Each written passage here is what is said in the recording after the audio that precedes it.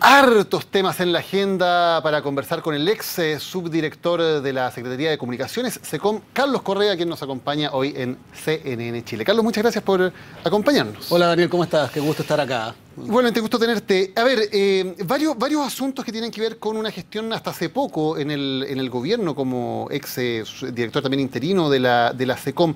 Se habló mucho del secretismo, del hermetismo en la moneda. ¿Es un problema que le está pasando la cuenta a la presidenta Bachelet? A ver, durante el periodo que fue el gobierno el primer año que estuvimos nosotros, la verdad que lo que menos hizo la moneda fue secretismo, todo lo contrario, más bien actuó con una política bastante amplia. El vocero en ese tiempo, Álvaro Elizalde, hablaba prácticamente todos los días. Los ministros hablaban mucho, daban muchas explicaciones. La propia presidenta también estamos pensando el primer año de gobierno, incluso hizo ruedas de prensa, una cosa que incluso varios periodistas se sorprendieron porque no era habitual. Se hizo ruedas de prensa. Siempre tratamos de darle la mayor cantidad de transparencia posible y que efectivamente pudiéramos hablar incluso de temas que pudieran ser polémicos, como la reforma educacional, como también la reforma tributaria. Yo siento que los ministros hablaron mucho, que en realidad el concepto del secretismo no fue la política que se aplicó. ¿Y eso cambió con el caso Cabal, por ejemplo, en el caso de la presidenta? No, yo no siento que haya cambiado. Evidentemente el caso Cabal es un antes y un después y probablemente la propia presidenta ha hecho autocrítica de cómo ella enfrentó el caso, pero yo no siento que la moneda, los problemas que tenga actualmente sean secretismo. A mí me da la impresión que esa es una palabra que se ocupó en la campaña, es una palabra que ocuparon mucho los adversarios políticos de la presidenta durante la campaña, pero la moneda, los problemas que tienen no son precisamente secretismo. Yo veo al vocero que habla todos los días también da de explicación el caso y se contestan todas las preguntas. No siento a la moneda ni siento a la presidenta que no esté dando la cara y dando las explicaciones del caso. Y en la comunicación dentro de un gobierno con los partidos, ¿hay un tema de desconfianza o de rodearse de un círculo demasiado hermético? Porque algunos partidos, incluso algunos ministros digamos, en confianza, en privado, dicen que sienten que hay poca comunicación o que hay un círculo demasiado cerrado en torno a la presidenta en el cual ella parece confiar más. Bueno, primero, los gobiernos funcionan. En Chile teníamos un régimen presidencial donde, en efecto, el presidente lo es casi todo. Tiene una cantidad de atribuciones que pocos países en el mundo tienen. O sea, tú tuviste muchos años en Estados Unidos, es un régimen presidencial, pero el Congreso tiene una cantidad de fuerza que Chile no tiene. Y por tanto, el presidente concentra mucho poder. Ahora, lo que ha demostrado ser exitoso es cuando el presidente, o la presidenta en este caso, y el ministro del Interior juegan de memoria. No necesariamente tienen que ser amigos. Yo otras veces he ocupado el ejemplo que a mí me gusta mucho del expresidente Lagos y el exministro José Miguel Insulza, que no eran amigos, de hecho. No eran amigos, incluso tampoco eran tan cercanos, pero jugaban de memoria. Y en efecto, cada uno en su rol lograron construir una alianza exitosa. Y evidentemente yo siento que eso es lo que el gobierno debe hacer entre la presidenta y el ministro Burgos, más allá de que sea una relación de amistad, una relación de cercanía, que sea una relación de complicidad política. Yo vi algo de eso para el terremoto y por eso, el manejo del terremoto, y por eso efectivamente las cosas salieron bien. Pero no da la impresión de que precisamente jueguen de memoria la presidenta y su ministro, ¿no? Yo creo que efectivamente ahí hay una tarea que tiene la moneda de lograr que jueguen de memoria. En la medida que lo logren hacer, el gobierno va a salir adelante. En la medida que no, que aparezca la presidenta o el grupo cercano a la presidenta por un lado y el ministro del Interior por el otro, en efecto van a seguir los problemas y van a seguir las dificultades. No es la única razón, pero es un asunto importante. ¿Confía la presidenta en sus ministros? Tiene que confiar, si por algo los nombra. Y de hecho la presidenta los puede sacar con su propia voluntad, no necesita preguntarle a nadie. Ella puede decidir sacar a cualquier ministro, por tanto ella debe confiar. Y lo que uno supone es que ella confía plenamente en los 3 ministros que nombró en el comité político, que por cierto están con ella. Y una cosa que a mí siempre me gusta contar, la moneda no es un edificio muy grande, la moneda es un edificio chico, por tanto las distancias entre la oficina de la presidenta y la oficina de los ministros son cortas, o sea, de hecho los pasillos no se cruzan, por tanto la convivencia diaria implica que ella debe confiar en sus ministros y yo entiendo que esa es la razón por la cual lo nombró al gabinete actual. Hay una frase hecha cada vez que un gobierno tiene problemas, no solo lo ha usado este gobierno, lo usaban los gobiernos anteriores también, que son problemas comunicacionales, siempre suelen decirlo. ¿Es verdad? ¿Es ese siempre el problema en este caso? ¿Son problemas comunicacionales? Siempre se le echa la culpa a las comunicaciones, lo cual tiene un sentido también inverso, porque se supone que la comunicación puede arreglar todo. Eso no es verdad. La comunicación ayuda a solucionar muchos problemas, pero la comunicación no arregla los problemas políticos. Los problemas políticos se arreglan con política. Lo pongo con un ejemplo concreto. Por favor, no hacer ningún paralelo directo. Como todos sabemos, en España la corona tuvo problemas bastante serios debido a los líos del yerno del rey. Cuando el rey cambia y asume el nuevo rey Felipe, y se toma la decisión dura de quitar los títulos nobiliarios a la hermana del rey, en un país donde la corona es una institución, evidentemente la popularidad del rey remontó. Lo cual ahí significa que hubo ahí una decisión política. Evidentemente fue bien explicado. La comunicación ayuda cuando las decisiones políticas son bien tomadas, pero no ni tiene la culpa ni es la solución de los problemas.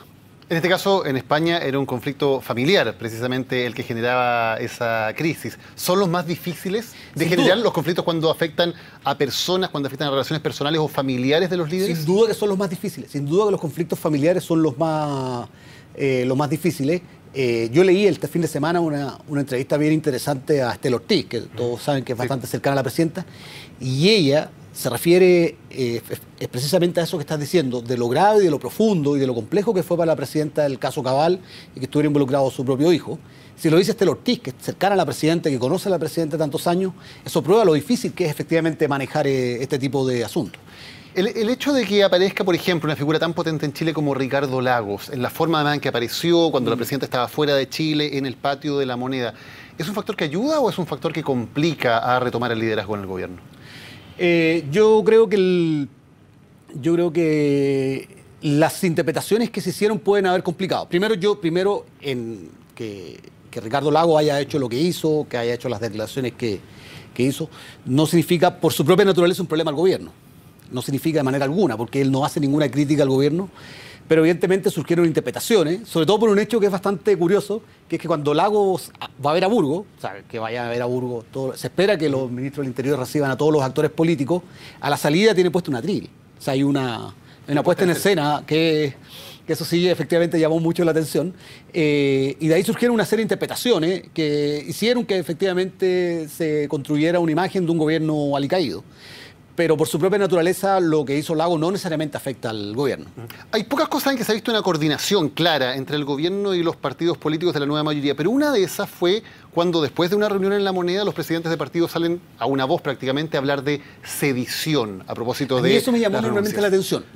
A mí me llamó pero enormemente la atención. Yo vi eso también con asombro, porque yo no veo en Chile que exista un movimiento sedicioso que busque derrocar a la presidenta ni derrocar a la democracia. No veo eso. Veo, sí, frases imprudentes. Leí un tuit que todos los leímos del diputado Kast que me llama la atención, quiere ser presidente de la República, en la cual él dice que, dada la baja popularidad, la renuncia y todo lo demás, han habido algunos artículos, algunas columnas quizás que han ido más allá de lo que normalmente va la prensa chilena, pero evidentemente ha habido crítica política. El gobierno tiene 22 puntos. Ha habido crítica política incluso dentro de la propia coalición. Pero de ahí a pensar que todos esos actos constituyen una especie de conspiración o de sedición, o como dijo Andrade, un plan premeditado, yo creo que hay gente leyendo muchas novelas de Dan Brown. ¿Y cómo la democracia es así, la democracia por su naturaleza es así. Y de hecho los problemas que tiene este gobierno, el gobierno Piñera, recuerden que el gobierno Piñera de los parlamentarios de derecha también lo criticaban, y eso va a seguir pasando. Forma parte de las complejidades de la democracia. ¿Y como estrategia política es una buena o una mala estrategia aparecer acusando sedición? No, yo creo que es una muy mala estrategia. Yo creo que daña al propio gobierno. Creo que el propio gobierno daña. Al gobierno no le conviene en modo alguno esta discusión que es media enredada sobre si hay sedición, sobre si dentro del propio hay deslealtad. Es una cosa que al gobierno daña.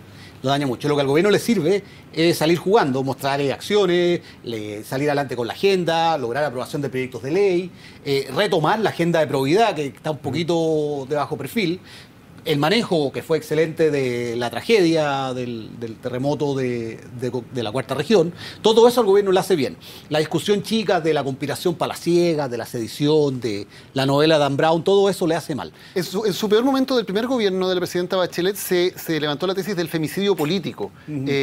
¿No podríamos estar pensando en que esto es una estrategia similar, tal vez a cierta victimización? Yo no quiero pensar que están en esa lógica, porque nuevamente es un asunto que no le hace bien al gobierno. O sea, a todos los gobiernos lo que le hace bien, y eso se probó en enero, lo que le hace bien es desplegar su agenda, desplegar aquello por lo cual es elegido, desplegar el propósito por el cual existe. ¿Victimizarse no sirve? Victimizarse yo creo que es una mala estrategia. Siempre hay que salir jugando hacia adelante ocupando el término futbolístico, ya que estamos con un con un erudito en temas futbolísticos. Yo te admiro profundamente esa parte, Daniel. Hablando de precisamente el tema de la agenda de probidad, la correa transmisora entre lobby y gobierno en Chile ¿es o debería tener barreras más claras? Se lo pregunto como ex gerente de Imaginación, la mayor empresa de lobby de Chile, que pasó a ser subdirector de la SECOM. ¿Es correcto ese paso o debería haber algún tipo de barreras a esa transición? A ver, yo creo que ocupando la norma internacional, las barreras deberían estar a la salida. De hecho, yo personalmente me fui del gobierno y no me fui a Imaginación. No estoy trabajando en Imaginación.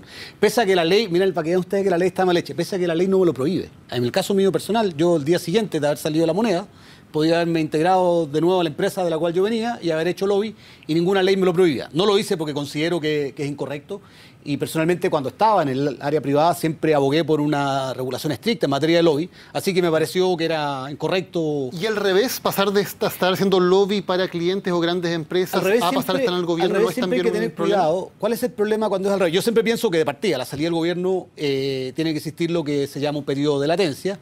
Eso significa también reformar algunas cosas respecto a la ley de alta dirección pública, porque significa dejar a gente que esté fuera del mercado un tiempo. Pero tiene que existir un periodo de latencia. Ahora, cuando ocurre al revés, ¿cuál es la dificultad? ¿Qué es lo que quiero yo captar para el sector público? ¿Voy a captar solo personas que están en el sector público que hagan carrera o de repente quiero traerme personas del sector privado? ¿Qué pasa cuando los gobiernos cambian de color? ¿Qué pasa o sea, no es el caso mío, hubo muchas personas que trabajaron en este gobierno y que se incorporaron como en distintos grados que venían del sector privado. Era ilegítimo, no podíamos incorporarnos, no podíamos colaborar con el gobierno.